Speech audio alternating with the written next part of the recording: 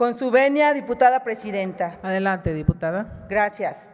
Legisladoras y legisladores, quiero mencionar que es histórico que hoy, después de 52 años, los artículos 76 y 78 de la Ley Federal del Trabajo es reformado con la finalidad de ampliar el periodo de vacaciones para las y los trabajadores, por lo que celebro que la propuesta sea de 12 días continuos los que deben de gozar como descanso después de un año. Lo celebro porque durante el periodo neoliberal jamás la clase política gobernante le interesó debatir este gran tema. Jamás le interesó el beneficio de los derechos de las y los trabajadores y jamás buscó moverle un solo día a la ampliación del periodo vacacional. Celebro porque en este periodo denominado la Cuarta Transformación, que encabeza nuestro presidente Andrés Manuel López Obrador, finalmente se dieron las condiciones de debatir y de reformar sobre unas vacaciones dignas para millones de obreras y obreros que movemos a México.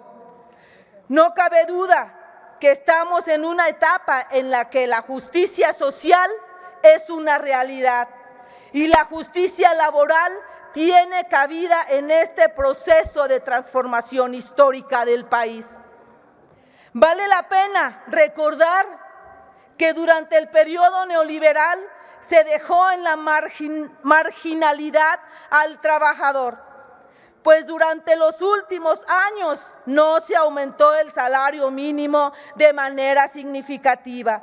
Perdió su poder adquisitivo frente a la inflación, obligándolo a buscar 2 o más fuentes de empleo durante el día para cubrir sus gastos en el hogar. Peor aún, lejos de resolver el problema, los gobiernos neoliberales legalizaron la contratación laboral por hora fragmentada, reconociendo también el outsourcing, pues nunca entendieron que si el trabajador tenía una o más fuentes de empleo, no era para hacerse más rico, sino porque ya no le alcanzaba el ingreso mínimo. Cabe mencionar que de seguir siendo gobernados por ese régimen político que dejó en detrimento los derechos de los trabajadores, hoy están aquí legislando por implementar una jornada laboral de 16 horas al día, proponiendo regresar a las tiendas de raya como un esquema de remuneración salarial. Pero por fortuna, la suerte del pueblo de México y de las y los trabajadores cambió. Así que nuevamente celebro que estemos en esta cuarta transformación haciendo historia por reconocer la ampliación de descanso laboral de 6 a 12 días continuos. También celebro que se esté rectificando el presente dictamen con la finalidad de evitar que se vuelva objeto de represalia por parte del patrón hacia los trabajadores que demanden ejercer su periodo vacacional de manera continua.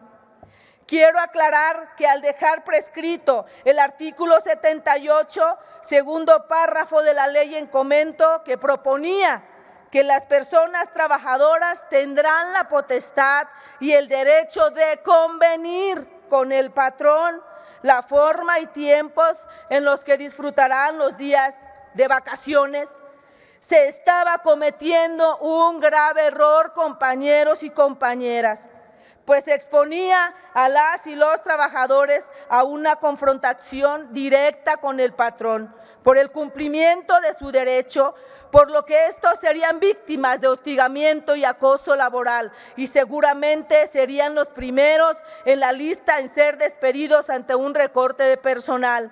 Por ello, compañeras y compañeros, subo a esta tribuna para respaldar la nueva propuesta en la que efectivamente se obliga al patrón al cumplimiento de los 12 días de vacaciones continuas por lo menos.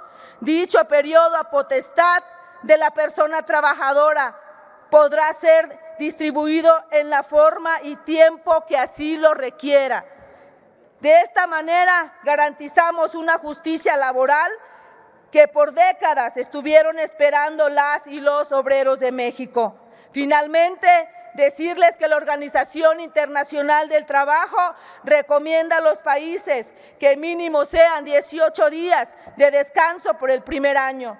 Quienes representamos a la clase obrera seguiremos legislando hasta cumplir con esta recomendación, pero sabemos que este es el primer paso. Concluya, diputada. Termino, diputada presidenta. Para que la función del crecimiento y del desarrollo económico de nuestro país vayamos logrando una mejor calidad de vida para el obrero y sus familias con unas vacaciones dignas. Que vivan las y los trabajadores del país. ¡Viva! ¡Que viva México! Gracias, diputada. Gracias.